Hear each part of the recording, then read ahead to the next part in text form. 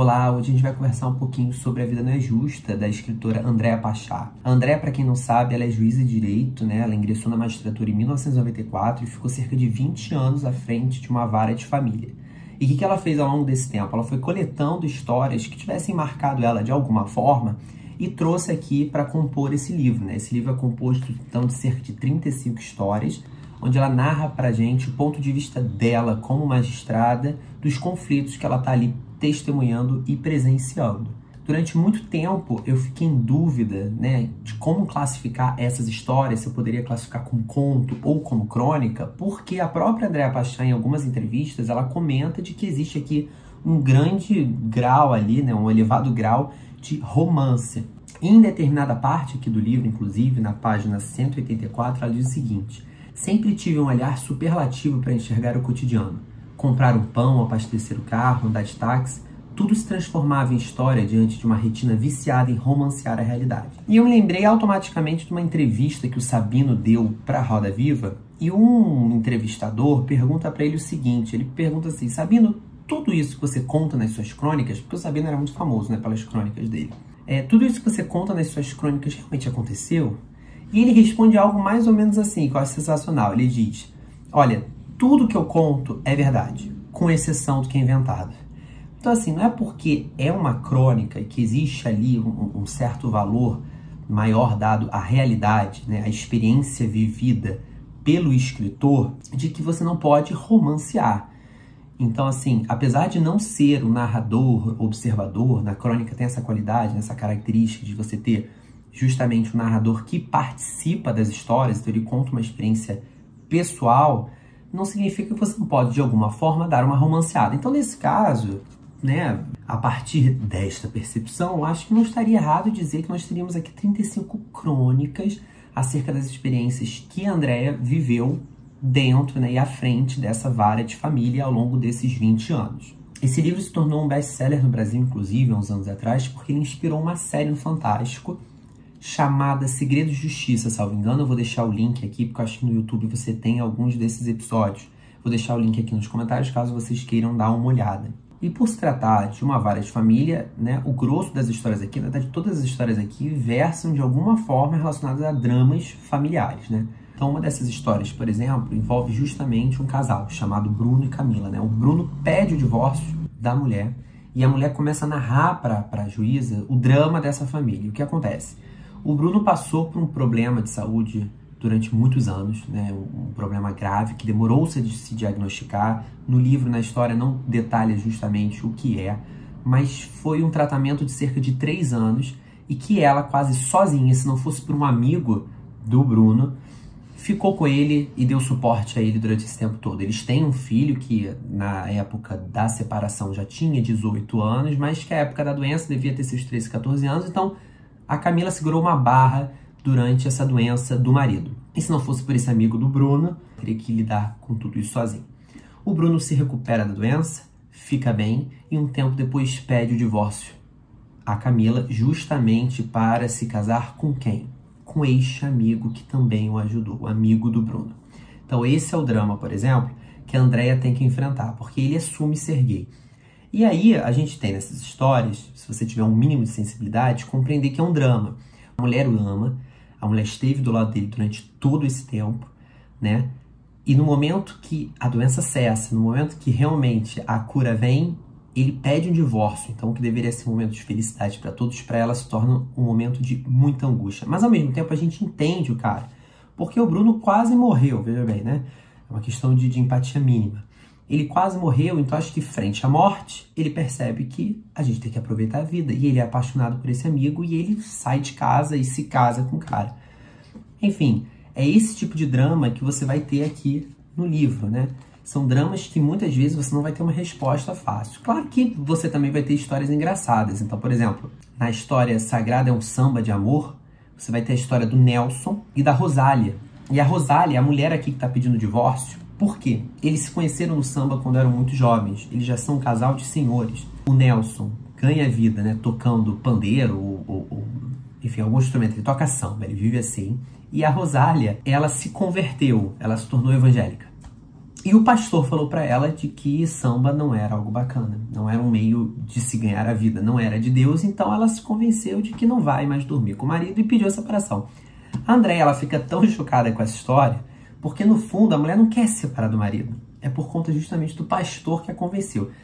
A Andréia manda chamar o pastor, dá uma bronca ali, diz, olha, é o jeito dele viver a vida, você acha que você teria um bom senso de instruir a fiel, no caso a Rosália, a não se separar do marido, senão eles não teriam, né, forma de subsistência.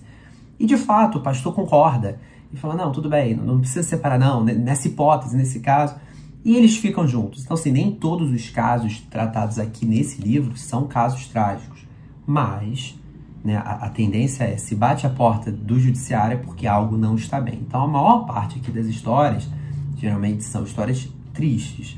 E para além dessas histórias de divórcio, né, e de separação, você também vai ter muitos casos aqui nesse livro sobre investigação de paternidade ou registro de paternidade, que também é um número elevado de causas, né, que inundam ali as varas de família, sobretudo no Brasil. Então, por exemplo, você vai ter a história do João e da Maria, né? O João, ele era do exército e ele, sei lá, tinha 18 anos e a Maria também tinha a idadezinha ali dele, e ela comunica a ele que está grávida. Ele aparentemente fica feliz, só que aí ela revela para ele que na verdade ela acha que o filho não é dele. O filho é de um vizinho dela, que ela andou se engraçando enquanto ele estava em serviço, eventualmente, que se chama Sérgio. Quando ela vai procurar o Sérgio diz que não quer nada com a criança. Ele fala, não é possível, você namorar lá com seu namorado, deve ser com ele aí que você tem esse filho, eu não vou assumir nenhuma criança. Acaba que o João, de fato, assume o bebê. Quando a Maria tem o filho, ele registra e ele enterra essa história, dizendo, não, provavelmente o filho é meu, não deve ser desse Sérgio, não. Os anos se passam cerca de 9 anos, e eles acabam se separando, né? O pai, naturalmente, ele é muito apegado à criança, mas com o término do casamento, acaba acontecendo ali um distanciamento natural dele com o filho, porque a guarda acaba ficando com a Maria, né, da criança. O filho, inclusive, se chama Pedro. Um belo dia, João é surpreendido com uma citação no processo, porque quem volta à cena depois de 9 anos? Sérgio, né? Nesse meio tempo, a Maria vai procurar o Sérgio, porque ela tem essa dúvida dentro dela para saber, afinal, se o Pedro era filho do Sérgio ou do João. E batata, o filho era filho do Sérgio. E o Sérgio, agora já maduro, depois de anos, pretende registrar, anular o registro do João e registrar o próprio nome, né? Sérgio como pai da criança. E aí André tem que lidar com essa situação como juíza. Na verdade, todos os juízes do Brasil têm que lidar com situações, às vezes, mais graves do que essa. E qual o problema de uma situação dessa, por exemplo? E no livro ela descreve muito bem. Número 1. O Sérgio, quando não quis registrar a criança e assumir a criança, era imaturo. As pessoas erram, ou seja, a gente tem que compreender isso. É uma tragédia humana, uma tragédia brasileira em especial. A gente sabe que muitas vezes as mulheres não podem se renegar a cuidar da criança, enquanto os pais abortam dessa forma tão bem criminosa que a gente conhece. É simplesmente mais fácil para o homem picar a mula. Mas a gente também tem que compreender que as pessoas erram e se arrependem dos seus erros. Paralelo a isso, o pai, que não é o pai biológico, o João, cuidou da criança durante vários anos, mas nesses últimos tempos também andou se afastando por conta do divórcio. E aí é muito interessante porque você tem essas questões que não são objetivas. O direito ele não traz uma resposta objetiva para essas questões. Porque o direito, para ele, o instrumento mais fácil é sempre um instrumento objetivo, mais científico, digamos assim. Então essas compreensões da subjetividade do indivíduo, a gente vai ter um pouco ali no direito penal, quando a gente precisa entender se o indivíduo tinha ou não a intenção de agir, para saber identificar ou não o dolo. Enfim, mas fora do direito penal, boa parte do direito se resolve de forma objetiva. E no direito de família, você envolve questões que muitas vezes você não consegue aferir de forma prática, né, e dar uma resposta segura, de uma forma científica. Então, por exemplo, quem merece ficar com o filho? Quem merece registrar o filho? Porque no final das contas, um se arrependeu e quer retomar o tempo perdido com o garoto. O outro, por outro lado, foi o que cuidou objetivamente durante todo esse tempo. A gente não pode transferir para o menino a escolha, porque o garoto só tem 8 anos. Esperar que ele complete 16 e 18 também é furtar dele um tempo, eventualmente, com o pai original, biológico, melhor dizendo, ou com outro pai que o criou. Então é uma situação que não tem resposta. E a Andréia Pachá tem que enfrentar. Eu não vou dizer, no final das contas, qual foi a decisão dela, eu recomendo que vocês leiam o livro. Mas assim, ao longo de todas as histórias, ao longo de todos esses 35, 36 casos, você vai ter justamente uma escolha de Sofia a ser feita, porque no final das contas é aquilo, dentro do judiciário, em regra, se a decisão não é consensual, um dos lados sai perdedor, né? E também, só para finalizar, porque eu não quero ficar aqui narrando milhões de histórias, eu juro que vocês comprem o livro para quem se interessar pela temática, é uma das histórias que me tirou o sono. Aqui você vai ter a história terrível de que a Andréa Pachá tá um belo dia na vara dela, até que chega um processo que ela reconhece que tem um bebê no IML há cerca de 1 mês esperando para ser enterrado.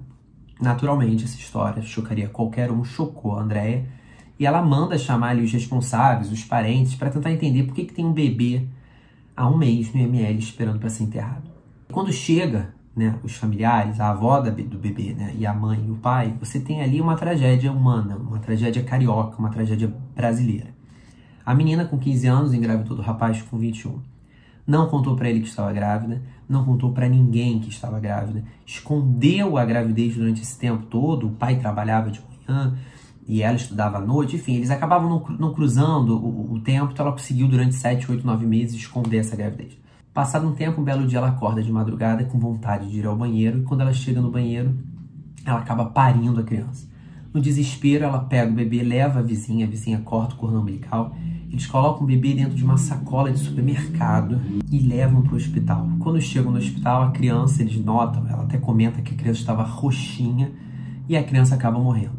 A Andréa fica horrorizada com a história, né? Qualquer pessoa assim, com o mínimo de sensibilidade fica horrorizada com essa história. Mas os familiares, né? A avó, a mãe tá apática e o pai, eles não se envolvem muito assim. Para eles é uma fatalidade, aconteceu, o bebê morreu. E o que choca a Andréa é que em determinado momento, para você enterrar uma pessoa, você precisa registrá-la. Então, assim, o bebê chegou a viver. Então, ele precisava de um nome. E a grande questão que se impõe na audiência, a discussão que realmente aflora os ânimos, é saber se o nome da criança vai ser Kaique com C ou Kaique com K. Só isso tira a família da inércia, que aí sim começa um debate acalorado. E a Andréa fica chocada. Ela fala, eu não tô podendo acreditar que eu tô vendo isso. Quando se narra a história de que a criança nasceu naquela situação, morreu daquela forma, nenhum deles parece se compadecer. Mas, para debater o nome do filho, se vai ser com C ou com K, aí sim parece que é o assunto do dia, né? Da ordem do dia, o assunto mais importante para se discutir. Essa história, uma das últimas histórias do livro, realmente mexeu comigo. Eu fiquei bem perturbado com ela. Mas, a rigor, você vai ter aqui alguns alívios cômicos, tá? Na história. A Andréa, ela consegue equilibrar bem as histórias, essas fatalidades, com histórias mais tranquilas e até com histórias com um final mais esperançoso, digamos assim. Faço aqui a ressalva, portanto, que é um livro bacana, bom, mas acho que não vai agradar a todo mundo, tá? Eu acho que ele é um livro que, apesar do tema ser pesado, a escrita da Andréa, ela é muito doce, é muito gostosa de ler, mas eu sei que muita gente não vai gostar, muita gente vai olhar essas histórias, sobretudo as histórias de divórcio, de amor, vai falar, putz, que história cafona, e coisa do gênero. Então, assim, esse é um livro que vai funcionar muito bem com um tipo de leitor, com um tipo de gente. Então, por exemplo, pessoas mais novas, sem condição. Se um garoto de 18 anos pegar esse livro, eu acho que não vai atingir realmente a ideia, não vai conseguir ter empatia, porque tem pouca vivência. Acho que quanto mais velho, mais experiência a pessoa tiver, mais ela vai poder aproveitar esse livro. Então, eu só faço essa ressalva, né? Mas, por outro lado, as histórias são muito curtas, são muito pequenas, então é aquele tipo de livro, se você quer um livro de cabeceira para ler antes de dormir, tá aqui um ótimo livro. As histórias têm cerca de 3, 4 páginas. Você vê, são 35 histórias num livro de 200 páginas. Então você vê que realmente as histórias são rápidas, elas fluem. Então se você tirar um diazinho para ler uma historinha, aquilo, você lê um livro num mês, e aí anda com a sua lista de pendências aí de leituras. Então não é um livro que demanda muita atenção, não é um livro que demanda muito trabalho, é um livro que você tem essa leitura mais rápida, então fica aí a recomendação. No mais, meus queridos, é isso. Agradeço a audiência de vocês mais uma semana, peço que vocês curtam, compartilhem, comentem, e ativem o sininho. Eu não costumo pedir isso para vocês, né? Mas parece que vocês precisam clicar ali no sininho para receber as notificações dos meus novos vídeos, para quem já é inscrito. Para quem não é inscrito, se inscreva, por gentileza, ficaria muito grato. Mas é isso, A Vida Não É Justa, na Andréa Pachá, uma ótima recomendação. A gente se vê, portanto, na próxima semana. Um grande beijo, fiquem com Deus e tchau, tchau.